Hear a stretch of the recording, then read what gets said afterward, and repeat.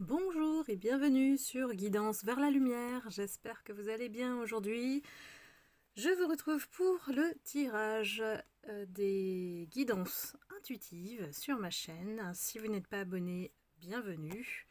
N'hésitez pas à vous abonner en cliquant sur la cloche de notification. Et puis bien sûr, le tirage que je vais vous faire, c'est un tirage d'ordre général, donc à ne prendre qu'avec des pincettes. Si vous reconnaissez votre situation, elle est pour vous, c'est-à-dire que les messages qui vont sortir seront pour vous.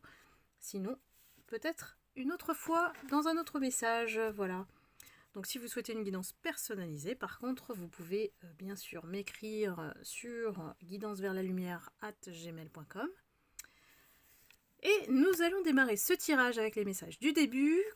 Et là, j'ai choisi d'orienter ce tirage plutôt vers les célibataires et vers l'amour. Donc voilà, on n'a plus qu'à voir le message des anges. J'ai pris vraiment spécifiquement un message des anges aujourd'hui qui nous parle de vulnérabilité. Seuls ceux qui sont courageux et sincères se permettent d'être aussi vulnérables, car cela demande beaucoup de courage de faire tomber toutes ses défenses et de montrer ouvertement son côté humain. Tes anges te prodiguent le conseil de reconnaître les mécanismes de défense qui te séparent des autres et du divin. Prie tes anges de t'aider à faire tomber tous tes masques et toutes tes barrières pour que ton vrai moi, sensible, puisse apparaître tel un papillon sortant de son cocon. La récompense spirituelle que tu emporteras sera la liberté, l'amour et le sentiment de sécurité intérieure. Cela vaut donc la peine que tu sois sincère et vulnérable. L'affirmation, le mantra, comme j'aime bien dire, c'est ma vulnérabilité et ma force. Alors voilà, ce message, je pense, s'adresse à tous ceux qui ont tendance à être drivés par leur ego et à être dans l'illusion de certaines choses dans leur vie, des croyances. Ça peut être des peurs suite au vécu ou les blessures qui n'ont pas été guéries. Et d'accepter cette force, parce que la vulnérabilité, ce n'est pas une fragilité. La base de la vulnérabilité, c'est votre sensibilité, votre intuition, qui permet effectivement de ne plus aller vers des schémas qui sont soit répétitifs, soit vous emmènent vers l'échec et de foncer sans réfléchir, tout simplement. Donc là, c'est une invitation vraiment à être soi, de laisser tomber les masques. Le deuxième message, c'est la culpabilité. Tu n'as pas besoin de l'approbation tu n'as besoin de l'approbation de personne pour sentir que tu es digne d'amour, quel que soit ce que tu as fait ou ce que tu penses, que tu aurais dû faire du point de vue de ton âme. Rien n'est bon ni mauvais. Chaque expérience de la vie est là pour t'apprendre à ouvrir ta conscience à l'amour afin que tu puisses toujours bénéficier de chaque leçon essentielle de sagesse. Tu n'as rien fait de mal. Bon, alors, ça s'adresse vraiment à une catégorie de personnes qui se sont oubliées, qui ne s'écoutent pas ou qui n'écoutent pas leur cœur ni leur intuition, qui sont vraiment dans leur mental. Donc les deux messages sont vraiment complémentaires. Il y a une révélation de catégories de personnes qui se voilent la face et qui ne veulent pas vivre à travers l'émotion ou écouter son cœur et vraiment se cachent beaucoup de choses ou ne les admettent pas ou peut-être sont dans le déni. Donc là, peut-être qu'il y a des personnes qui cherchent toujours à faire les choses pour faire plaisir aux autres et jamais à soi, et c'est comme ça que naît la culpabilité. Sachant que nous sommes tous des êtres humains dignes d'amour. Par contre, les choix que nous faisons nous indiquent comment nous positionner en fait. Et si on vit une mauvaise expérience, normalement l'être humain il n'aime pas trop souffrir. Donc il ne va pas renouveler l'expérience ou être alerté par des signes très vite pour ne pas revivre ces mêmes expériences. Donc on est, comme on dit, chat échaudé, craint l'eau froide. Donc ne pas culpabiliser si vous avez fait une erreur, si vous êtes trompé sur une personne qui vraiment s'est révélée pas du tout comme vous le pensiez. On ne fait ni de bons ni de mauvais choix. C'est vraiment... on est tous là pour apprendre. Voilà. Mais si on n'apprend pas, c'est là que le problème persiste, signe et résiste. Donc, il faut vraiment tirer leçon des enseignements de la vie. Et puis, aller de l'avant, hein, ne pas rester bloqué avec des croyances ou des blessures qui ne sont pas guéries. Aller chercher justement à guérir tout ce qui doit être guéri. Voilà, donc ce sont de lourds messages hein, pour aujourd'hui, dis donc. Les énergies sont assez lourdes pour nos amis célibataires, hein, je vous le rappelle. Le tirage s'adresse à tous ceux qui sont blessés, on va dire, de la vie, du vécu. C'est très très lourd hein, de porter ce fardeau de culpabilité. Donc je vous invite vraiment à faire soit des soins énergétiques, voilà. Allez chercher des solutions pour comprendre pourquoi vous êtes dans ce cheminement-là. Ça peut parfois être dans des vies antérieures. Et là, vous avez vraiment des personnes qui sont élevées spirituellement qui peuvent vous aider. Quand on est fermé au niveau du cœur, il n'y a qu'une voie, c'est de faire taire son ego, faire taire son mental. Sinon, l'intuition ne permet pas de déceler les nouveaux schémas répétitifs qu'on va rencontrer. Alors, quels sont les messages pour nos abonnés qui regardent le tirage pour l'amour? Est-ce que nos amis célibataires vont faire des rencontres? Ah, j'aime bien quand ça saute.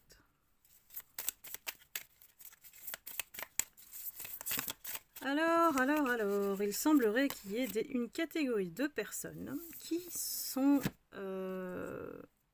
peut-être en lien avec leur flamme jumelle. Alors bon, le terme de flamme jumelle sort clairement, hein, donc je suis obligée un peu de le dire. Peut-être que des personnes sont en lien avec son autre flamme jumelle, sont dans une phase d'attirance mutuelle, passionnée, dans un flirt, voilà, une tentation très grande à l'heure actuelle. Mais on nous dit quand même que on est dans une phase où on aborde une transition.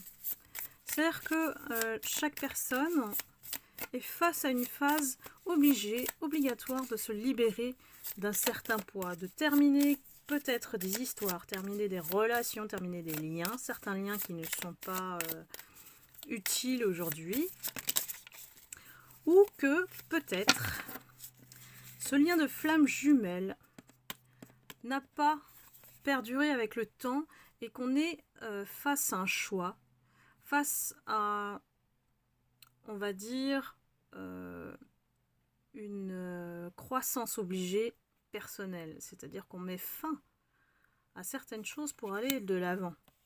Et cette relation de flamme jumelle, qui était basée sur la séduction, n'est peut-être pas celle qu'on croyait. Parce qu'on nous dit, c'est pas aujourd'hui que ça va se faire. Peut-être que c'est en suspens, peut-être qu'on a besoin de se séparer ou d'avoir une certaine distance pour comprendre les choses. Et on nous dit que c'est pas aujourd'hui. C'est pas aujourd'hui que la question va se poser pour se mettre ensemble. C'est plutôt l'inverse, c'est-à-dire on prend des distances pour, on va dire, une croissance personnelle, se libérer d'un certain fardeau, des blessures, de peut-être faire un développement personnel sur soi pour pouvoir justement sortir de cette relation peut-être de flamme jumelle. Je dis peut-être parce que ce n'est pas confirmé. Peut-être qu'il y a eu l'illusion de croire que c'est une flamme jumelle, puisque à la fin on a quand même un cercueil. Donc on a la fin de cette relation. Ensuite, il y a peut-être dans cette relation, il y a eu une relation de codépendance.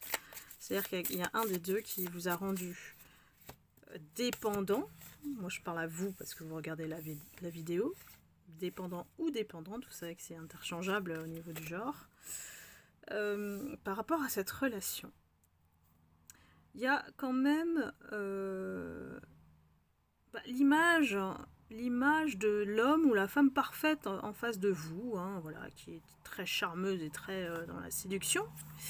Et puis, en même temps, il y a une espèce de clairvoyance. Hein. Il y a eu des signes qui vous ont montré que cette personne, il y a quelque chose qui ne va pas. Cette personne, elle est plutôt dans l'obsession et dans la domination, le contrôle de l'autre. C'est pour ça qu'elle essaye de créer, ou elle a essayé de créer une relation d'addiction, de codépendance. Heureusement, vous êtes protégé par l'épée. L'épée et la rose, ça veut dire que vous êtes dans la clairvoyance. Vous voyez la vérité aujourd'hui. La vérité, c'est que cette relation, elle est plutôt toxique, j'ai envie de dire. On nous réserve quand même une invitation, une conversation, une discussion avec cette personne. Peut-être que ce sera l'occasion pour vous de faire table rase, de mettre les points sur les i, en toute amitié, puisqu'on a friendship, et de vous permettre d'avancer vers un autre chemin, de pouvoir accueillir à nouveau l'amour avec le cœur ouvert, parce qu'on dit que le cœur, il y a la clé qui ouvre le cœur, rester le cœur ouvert et puis de rencontrer la bonne personne. Donc on met l'accent sur beaucoup de conversations, beaucoup de... Alors d'écrits, on va dire, virtuels, puisque nous sommes confinés, hein, c'est pas facile en tant que célibataire de rencontrer quelqu'un. Donc la seule option aujourd'hui, c'est effectivement de parler sur les réseaux. Et vous êtes en attente de messages. Il y a des personnes qui sont intéressées par vous. Il y a des conversations qui ont lieu par mail, par texto, par appel. Et il y a du choix, on va dire. Là où on vous dit quand même d'être prudent, hein, quand même, c'est de faire attention à ce que les blessures ne ressurgissent pas et que il est important d'apprendre les leçons du passé. Donc de ne pas être dans une certaine nostalgie, parce que l'appareil photo, c'est un peu ça, c'est qu'on regarde avec souvenirs, voilà, on évoque les souvenirs du passé, hein, donc de mettre ça dans une petite boîte et puis d'avancer.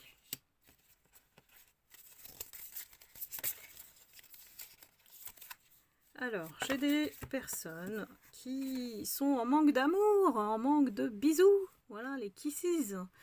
On essaye effectivement d'aspirer vers cet amour où on reçoit l'affection, on donne et on reçoit naturellement, d'être dans l'amour inconditionnel, on rêve de tomber amoureux, voilà, c'est tout ce dont on a envie en tant que célibataire.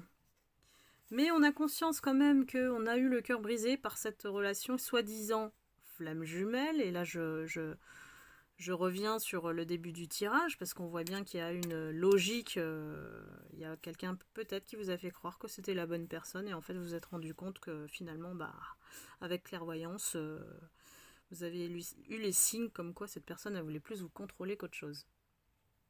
Donc on est quand même profondément blessé par cette... séparation, ou cette personne qui a pris des distances de vous à un moment donné et puis sans peut-être s'expliquer. Donc ce qui rend difficile effectivement de pouvoir avancer. Mais la bonne nouvelle, c'est que l'amour se présente bientôt.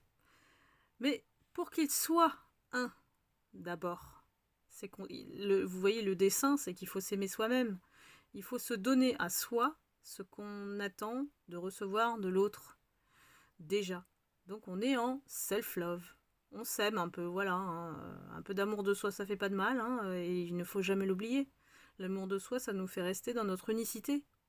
On peut effectivement attirer plus de personnes en étant dans cet état d'esprit de je m'aime, donc les gens vont être attirés par moi parce que je rayonne, simplement. Je rayonne d'amour et les gens auront envie effectivement de mieux me connaître ou de venir vers moi. Donc ne pas oublier cet amour de soi inconditionnel. Moi je le dis toujours parce que c'est indispensable. Quand on ne s'aime pas, on fait des mauvais choix. C'est un peu la résultante de la vie. Quand on apprend les choses et qu'on se rend compte, effectivement, si on s'aimait plus, on refuserait pas mal de relations. Et ce qui est normal, la relation, la bonne, elle est rare. Hein. Il ne faut pas vous dire que la bonne relation, elle va arriver comme ça. Elle n'arrive que quand vous serez prêt. Quand vous serez prêt à tout lâcher, vos dépendances, vos blessures, voilà. Donc s'aimer d'abord, c'est la clé. Ensuite, on nous dit que effectivement, il faut aussi arrêter de mettre la même cassette, on va dire, de reproduire les mêmes schémas, d'avoir les mêmes réactions. Donc c'est pour ça qu'il y a une importance qui est mise sur la croissance personnelle, le développement personnel, pour ne plus être dans ces schémas répétitifs et de répéter ces conditionnements dans lesquels on se met sans être conscient de ce qu'on va attirer, c'est-à-dire ce qui n'est pas bon pour nous. Donc voilà, être plus attentif, plus à l'écoute de son cœur et se centrer sur soi d'abord. L'amour, il vient pas comme ça. Malheureusement, je suis pas là pour vous dire ce que vous aimeriez entendre. Le message du tirage, c'est effectivement de s'aimer d'abord. De ne plus aller chercher ce qui n'est pas pour nous. Juste pour plaire aux autres, ou juste pour par convention ou par masque social. Voilà, cherchez vraiment à être vous. Donc on nous dit que la guérison est indispensable. Voilà. Il faut aller vraiment chercher à prendre le temps de respecter certains cycles, d'être dans le progrès des choses, d'observer, d'interagir avec l'autre, d'avoir des conversations sans pour autant chercher l'amour, voilà. Et ça prend du temps à s'apprivoiser soi-même et à apprivoiser l'autre. Donc là, on nous indique avec le temps que la bonne relation, ça va pas être tout de suite.